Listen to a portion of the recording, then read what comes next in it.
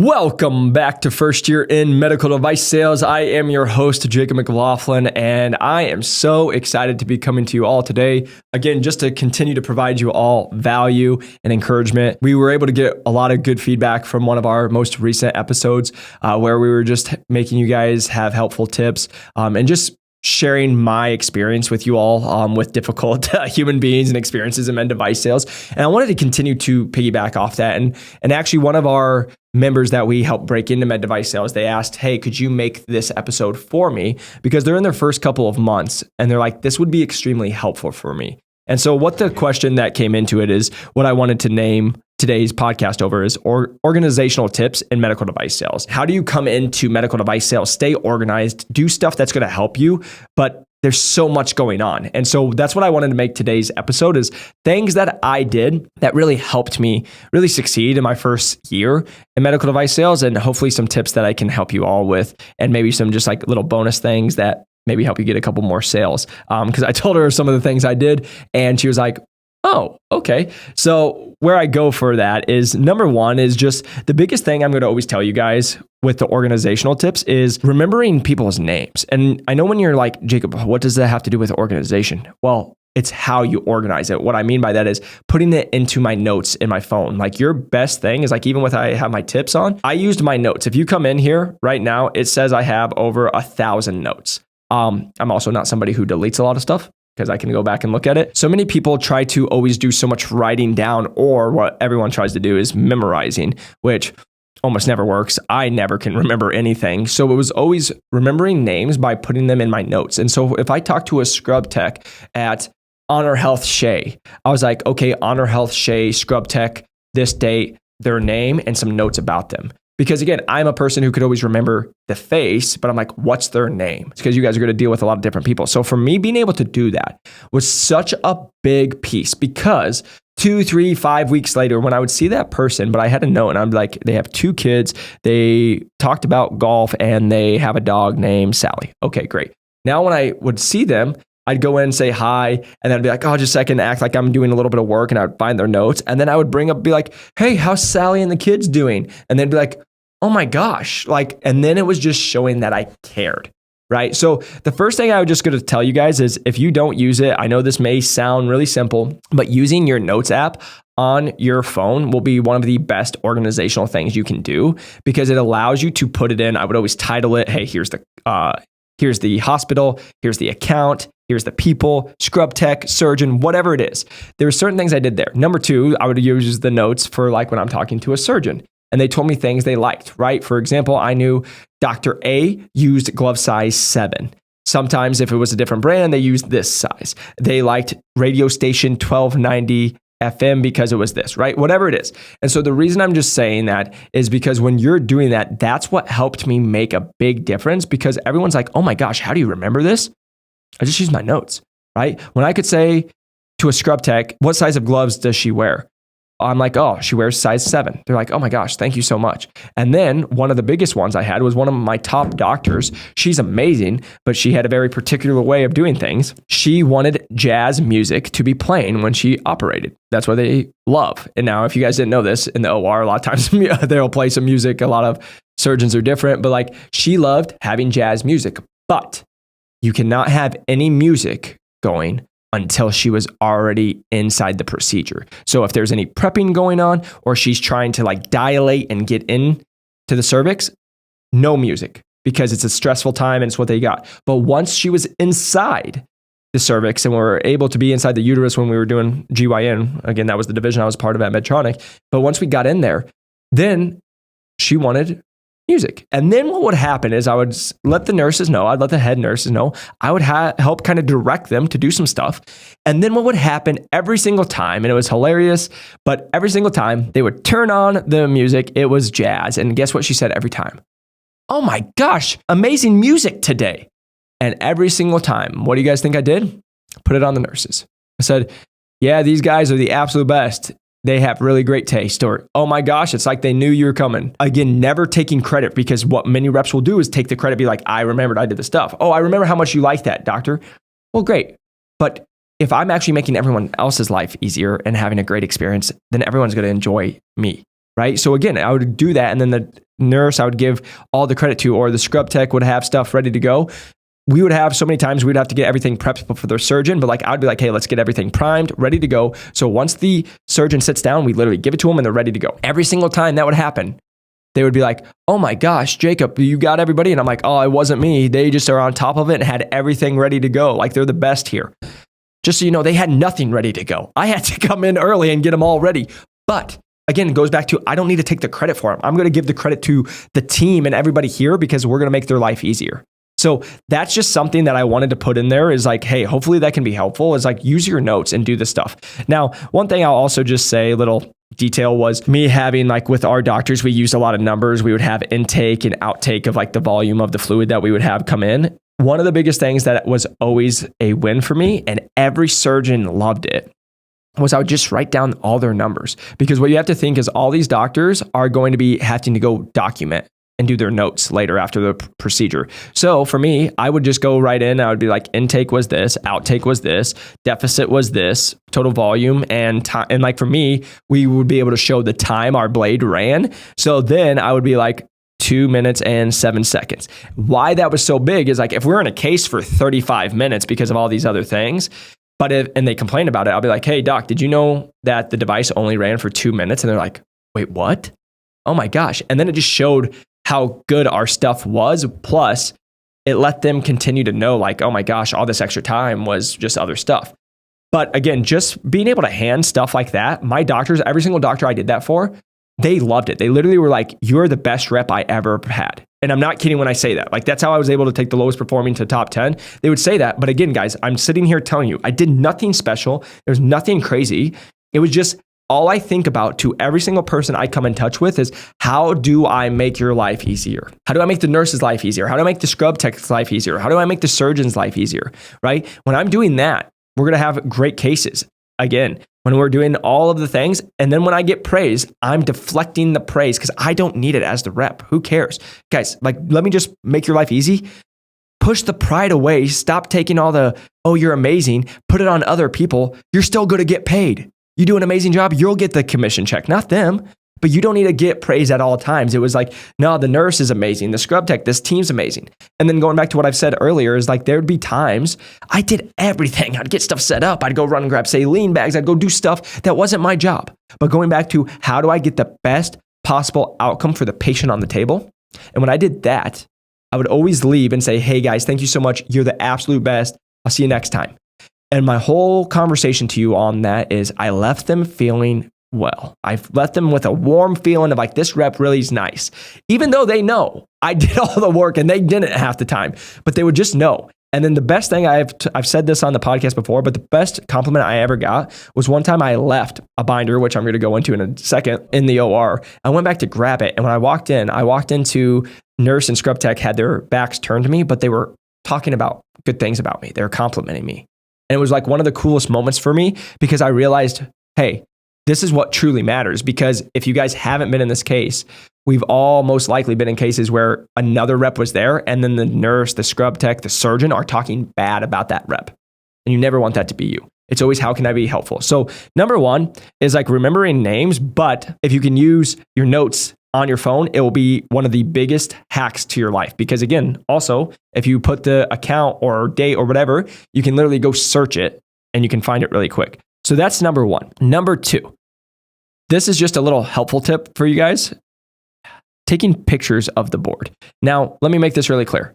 Do not get caught doing this. Many people would see, if you get caught staring at the board, you're going to get yelled at. Like, what are you doing here? Who are you here to see? Then if you get caught taking a photo of you, the OR will kick you out. Like, it is the true thing. But what I would do is I would be like looking at the board, acting like I'm confused and be like, oh, there's my doctor. And then I'd grab my phone and I'd take a quick picture and then I walk away. The reason I'm saying that is then I would go sit outside my room and then I would look at my pictures and then I'd be like, oh, that doctor is doing my procedure. That doctor is doing my procedure, but I've never met them before. And I'd be able to go do stuff. And then for me, I could be like, oh, they're in that room, Let me look up why I'm waiting. Let me look up those doctors. And then, oh, I'm just going to happen to just go for a walk over there and then be like, oh, there they are, and just introduce myself, right? And I didn't sell. I just introduced myself and walked back, playing the long game. But the reason I'm just saying that, that's just a helpful tip. Again, if you guys don't know this, if you're brand new, why it's not good to look at the board is what happens in the ORs. They want absolutely zero selling. They don't want any selling. So if you're a rep and they see you staring at the board, trying to look for competitive doctors, they're going to get really up in arms. They're going to be like, why are you here? Who are you here for? They'll start questioning you. And then if they see you trying to sell, they'll be very unhappy with you. And you could even get kicked out of the OR. So that's why I tell you guys to just be careful with taking the pictures. Again, you're not using it for a malicious way. You're not going to be sending it to a bunch of human beings or anybody. It's just for you to like, hey, I'd go and I'd be like, oh, and I'd just look, snap a quick pic, walk away. And then I'd be like, oh, now I'm going to do it. And then I would just delete it right afterwards. But the reason I'm just saying that is that helped me be able to go and convert people, because I'd be like, oh, there's here. And then just to give you a little pro tip is like, if I saw that doctor was a competitive doctor and they were here and I saw they had a case at 11 a.m., now I can go to their office and I can go cold call the office because I know they were there and say, hey, I know doctor was at Shay today at 11 a.m. doing a case and had a conversation, right? Like if I introduce myself, then I can be like, oh, I had a conversation with them and they asked me to come and schedule a lunch, right? I'd always asked if I could like come and just talk to them and maybe come and introduce myself to them when they're not in the OR, because I wanted them to focus on their surgery. But even if I just didn't even meet them, I literally could be like, oh, I'm just going to go to the office anyway. Saw that they're doing my case, their competitive doc that I don't have right now. And then I would just go to the office, just be like, hey, I saw doc at Shay today and just wanted to see about getting a lunch set up. And a lot of times they're just be like, yeah, sure. Right. So that's just like a little pro tip. One of the other things that I did is I had a binder, and it was a zip binder. And it was one of the biggest hacks that I had, because in that zip binder, right, I was able to put my cell phone in it. So I could also be there and I would act like I'm taking notes, or I would be able to look at my phone when I was in a case. So I wasn't the rep just staring at my phone the whole time and typing. Right? I wanted to show that I was engaged. I would be able to look, but I would have it covered up. Number two, it also had a notepad in it, so I could take notes. But why the binder was such a cheat code for me is you could have extra PO sheets in there. So if anybody needed stuff, I could just write a PO up right away. Number two, I would bring my articles that I needed with me. So if I ever did meet a doctor that was a competitive doctor, like I just mentioned, or saw a doc that's saying, hey, why do we do this? I actually have an article, so I'm already prepared for them. They're like, oh my gosh, you have everything. I just keep it in that binder. And then lastly, I would also sell disposables. And so sometimes we had like little nipples that would go into the back of our devices and that they would just like pull out. And a lot of times it wouldn't work without it, but they would, the scrub techs would sometimes like go, and if it drops on the floor, now it's going to be squirting saline everywhere. So we had to have it. So I would just bring extra ones with me at all times, just in case. And then I could always do a scrub PO if I needed to. But again, just had it in there. So if anything went wrong, hey, no worries. We got it all figured out. I had extra with me just in case. And again, those are things that were not sterile, but in the case they were sterile, so you could bring them from the external outdoor. So you guys see that for the sterile field. But the reason I'm just saying that, it was another just easy way to keep our life simple.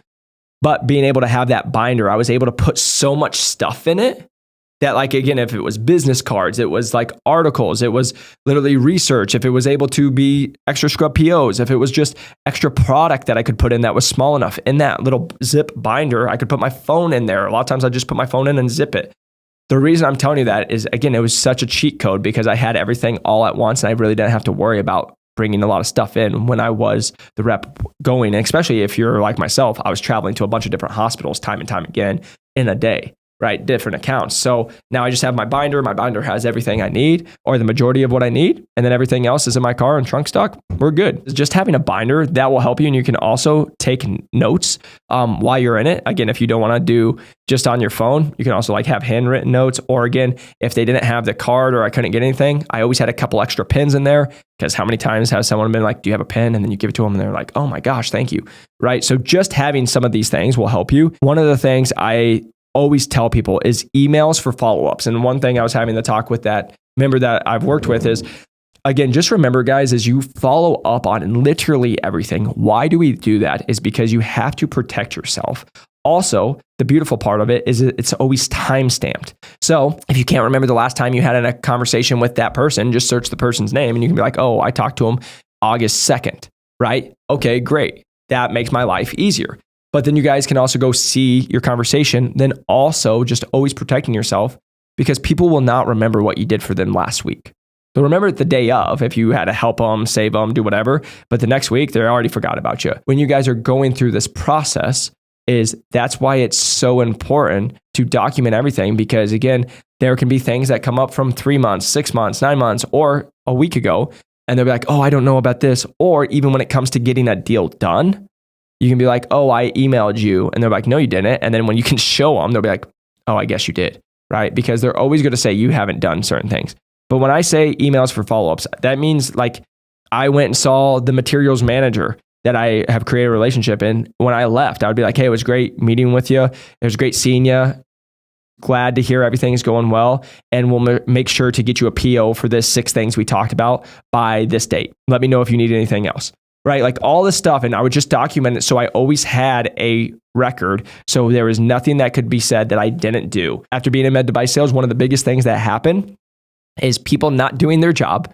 Then when you're working on a deal, they'll be like, oh, you're doing certain things that you're not supposed to be. Or you'll have, this happens all the time, somebody leaves a position or gets fired, new person comes in, and now you just worked on a deal that supply person was going to buy 5 different things from you the next week, and now they got fired, and now you come in and the new person's in there, and you can say, hey, well, Carrie was going to buy this, and they're like, no, she wasn't. You're just a new rep trying to make it. And then if you can show the actual email of like, no, here's the communication, you can see that. Now you have the likeliness of getting it sold and getting the deals that you need to be done. So hopefully that makes a lot of sense. Going back to what we've said here all the time is like having an Excel sheet. One of the things I've always done is having an Excel sheet of the people that I worked with. One thing I did for organizational is like if I had 20 accounts, I would make a tab on my Excel sheets of all 20 accounts. And then I would just go down the list of who they were. Hey, Johnny's the scrub tech, Jamie's a nurse, whatever it was. And so I had a whole thing of every single account that I had on an Excel sheet. And again, this is time consuming at the beginning, but then you put it all together. Now I just add to it. Whenever I need something at account A, I can just go look at account A and see who's my contacts there. I've done that. And then I'm like, oh, I didn't even remember that I knew Scott and Biomed at this account till right now. Because you have so many different accounts and people. So if you're working on a deal or you need something else, you're like, oh, here. Or for example, if I'm trying to get something done at place B in Biomed, but I know Scott in Biomed at place A, and it's the same organization, just a different hospital. Well, I'm like, hey, do you know them at this one? And he'll be like, yeah, it's this person. Or here, let me get you in touch if you have a good relationship. So that always helped me. And then lastly, Google Doc sheet for end of day notes. So one of the things I really like to do, especially my first year, again, guys, this is always time consuming, but I would do an end of day or EOD, and I would actually just do a summary, because I would be able to be like, hey, September 27th, I did ABC. I visited these accounts. I met with this person and I cold called 3 places and was able to set up a lunch here. It seems time consuming, but then I was able to go back and then like when you have those slow days, right? This is one thing I was talking to our members. When you have those slow days and nothing's happening, no cases on the books, you don't want to just sit and twiddle your thumbs. It's like, okay, I'm going to go through my end of days and I'm going to go through my emails from the last 6 months, 12 months, whatever it is, and be like, who did I have a talk with that I haven't followed up with since then? Who have I had a conversation with here? Oh, I stopped here so I could circle back up and follow up with them again because it's been 6 weeks. It just helped me be able to go organize it. And then also 2 things. One, it's a great way to like see your growth because again, I tell you guys, many of you are very busy, but you're not productive. So you'll be able to see how you've gotten more productive and done things over the years. That's number 1. But number 2, it's just a cheat code for you to go back and be like, what did I do this week? What did I do this day? What has led to me to have success? Because again, if you look at what you've done, sales is just a reflection of what you've done in the last 3 months, 6 months, 9 months, whatever it is, right? It's never you did a great today and you see it today. It's your territory is going to change in 3 months from now because you're right now doing the same or doing the right things. Again, that's why you are able to go look back at that. But also when you have slower days, you can go back, look at accounts, you can look at people you cold called. Because again, guys, you are talking to hundreds of human beings all the time and you can't remember every single person. So being able to just to document it, track it, that's what I would do. On their slow days when I was at Medtronic or Innovis, I'm like, man, don't have a lot of going on. A lot of deals are not going anywhere, or hey, it's just a slow time right now. It is my job as the rep to make it happen, right? Well, how do I go make it happen? Well, let me go reflect and let me go look at the last 3 weeks, 3 months, 6 months.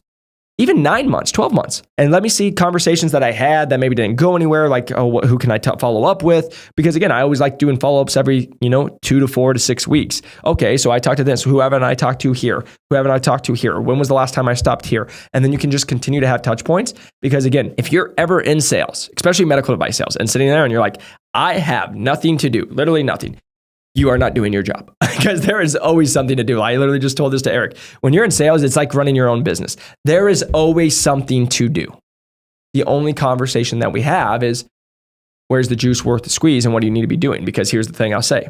If you get to the point where you're like, hey, I'm crushing quota, we're hitting it, we only have a couple weeks left, maybe it's the time to slow down a little bit. But if you're somebody who's like, I'm not hitting quota, I barely am making ends meet, whatever it is, well, there's stuff you can definitely be doing. People you could definitely be following up with it. It's just you're not organized and you don't know where to go, and you're like just trying to shoot from the hip instead of being like, for me, every single night, I would actually, like especially when I was hunting and I was taking over the brand new territory and it was by myself, or even when at Innovis, it was never like, I'm going to shoot from the hip and see what happens today. I always pre-planned my day the night before. And I would come in and I'd be like, okay, I'm going to visit these 5 accounts. And it even got to the point where I'm going to visit these 5 accounts. They're this far away. It makes the most sense to be the most time sensitive because I'm in Phoenix and there's a lot of driving. I'm going to go A, B, C, D, E. That's where I'm going right away. And then we'll go do this, because there'd be times I'm like, hey, I went to account A and then I went to account B, but I just came and I added a bunch of time to my life because of driving. Instead of, if I would have done account A and then account C first, that I would have hit both of them because they're in the same region, and then actually would have found it. And that's where I just tell you guys about being productive, not just being busy. You could go cold call on 5 offices, but if you just put 5 offices and just go as you look them up, you're probably going to be 15 minutes from this one, 35 minutes from this one, 20 minutes from this one, compared to if you pre-planned it the night before, or even the morning of before you leave. You're like, hey, I'm going to go hit these 5. It makes sense to go do A, B, C, stop at this account to say hi, and then D and E to end my day. Right? Like, that's how I have you guys think. So hopefully these were helpful. Hopefully these tips help you continue to progress in your career in medical device sales. I just want to say thank you from the bottom of my heart, because I want to be here without you. All I want to do is continue to add value to you all. If you found this helpful, or you think this could be helpful to someone else, please press that like and subscribe button and share it with them, because it truly does help us grow this channel. And that's all I want to do, is keep helping you all.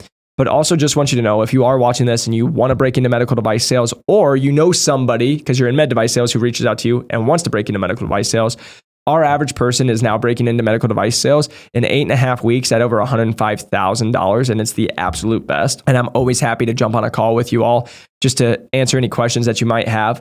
You can click the link below, or also reach out to us at Jacob McLaughlin or New Medical Device Sales on LinkedIn.